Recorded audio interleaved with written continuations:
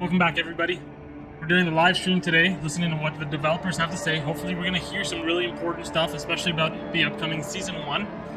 That's definitely what I want to hear most. I also want to hear about quality of life changes and if they're listening to the player base. So stay tuned and let's see what they have to say. Actually, doing a gameplay fix in regards to, or a gameplay adjustment to Helltide chests, so that Helltide chests will now actually drop unique items. Yeah, have the chance. Ooh, that is a really nice update. Yeah, up to this point, you're getting 1 to 6 legendary items per Helltide. Now, if it can drop uniques, that is going to be banging.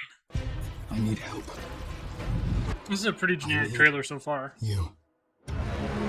Season of the Malignant. Okay. Great. I want to know a little bit more about what that means. And we have a release date. Look at that. July 20th.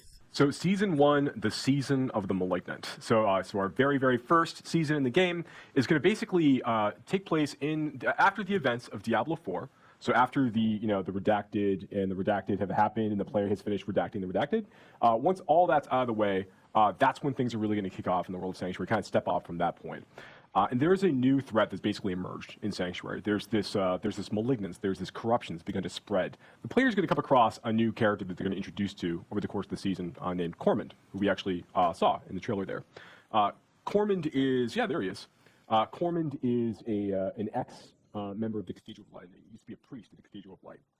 And he's taken it upon himself to start trying to dive deeper into this new malignant threat that's risen over the course of these days following the events of Diablo IV's main campaign. Anytime you encounter any elite monster, there's a chance that it will spawn as a malignant version of that monster. So that malignant version is going to have these growths on it and some additional power.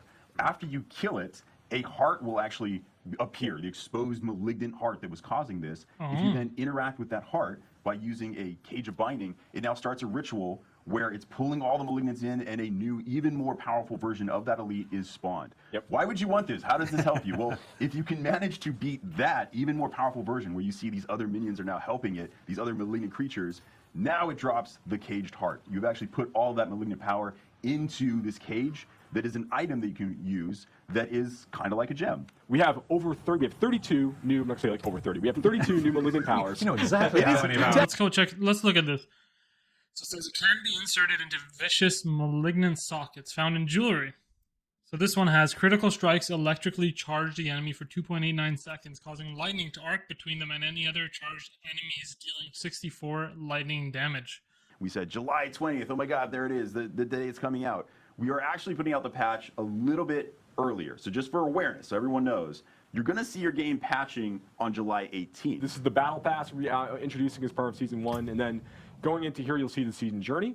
And again, so the Season Journey is separated into 7 chapters, and like these major chapters, and each of those chapters has a number of objectives inside each of them in order to allow you to progress that chapter. But you're also going to be getting some like item rewards, and importantly, you're going to be unlocking new legendary aspects, ones that you can't normally get through the Codex of Power, through like dungeon completion, and also many of our new legendary aspects we're adding in the season. If you're playing in the seasonal realm, you can collect that for your Codex of Power by going to the season journey. So it's a great way for you to introduce yourself to some of these new things. So we're going to be adding some new aspects every time you guys complete these chapters, right?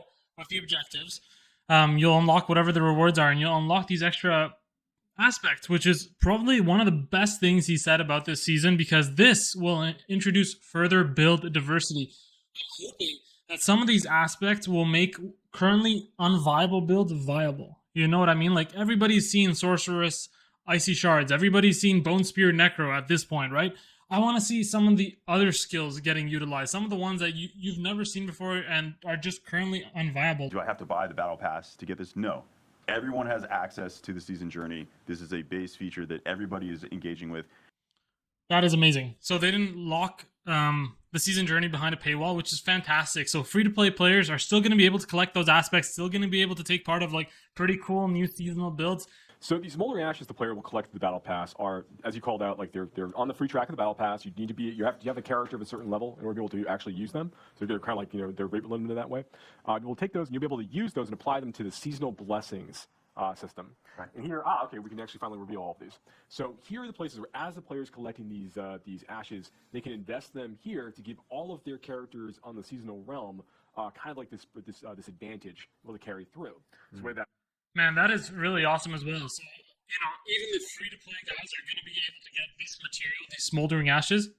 They're going to be able to put these smoldering ashes into these seasonal blessings that will affect every single seasonal character, right? So you can make all the characters you want, but you only have to kind of grind this out once, and the more you grind out, the better it gets too. I guess we should talk about renown. I'm going to have 30 areas clear inside of Kyrgyzstan, and I will have 150 renown already in the bank. And it will have unlocked whatever 150 renown will have unlocked. Absolutely right. Yep, absolutely right.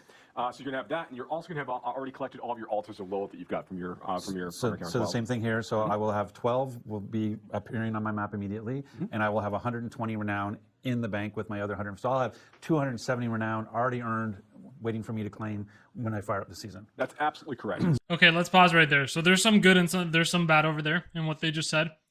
The renown that is carrying over, they said, was the areas you discover and the altars of Lilith, which is fine. That's kind of good. I don't want to see the fog of war once I've discovered that map. The altars of Lilith, same thing. I never want to pick those up again. However, they did not say anything about dungeon renown carrying over. I don't want to have to do 115 different dungeons every single season, especially because the nightmare dungeons are only spawning for maybe 20, 25 of the dungeons. So it's not like you can even just naturally do all the 115 through nightmare dungeons. You're going to have to grind out those 115 for renown again and again and again every single season. This is a big thumbs down. No good. You can do this on July 18th, which is when the patch goes live.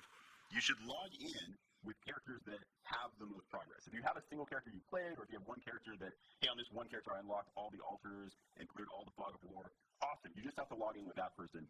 When you log in with that character, all of that progress is going to be propagated across your entire account. It'll be saved as, hey, this is just unlocked for your whole account now. At that point, any character you log on, either one of your existing alts or any new character you make in seasons will now have all of that progress.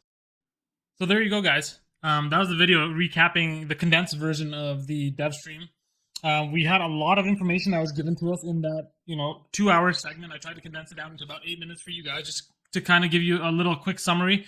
All right, we're going to get a brand new season July 20th. That's the release date. It's starting after the campaign, basically. So you need to finish the campaign in order to access the seasonal content. There's a new mechanic called the Malignant, all right, which can spawn malignant enemies, and then you're going to be able to get these hearts from the enemies that you can socket into gear. Now, there's 32 new malignant powers, each with different colors, so you can kill different colored monsters to get which colors you need. There's going to be new boss monsters, new legendary items, new unique items. The patch is coming out July 18th, even though the season is coming out July 20th. So remember, if you have any character that's highly leveled, has all the renown finished, log onto the server with them first, July 18th, so that all that renown can transfer to the new characters from then forward. However, the only things that will transfer are the Fog of War, so the areas you discovered, and the Lilith statues. The dungeons will not, unfortunately. Furthermore, the Battle Pass only has skins, emotes, and cosmetics locked behind the paywall. The free-to-play stuff, such as the Smoldering Ashes, every character and every player is going to have access to. Now, those Smoldering Ashes can be invested to give you experience boosts, elixir duration increases, gold boosts, etc., etc. Alright guys, if you enjoyed this video, please like the video, subscribe to the channel. There's going to be more content where this comes from, and I will catch you guys next time. See ya.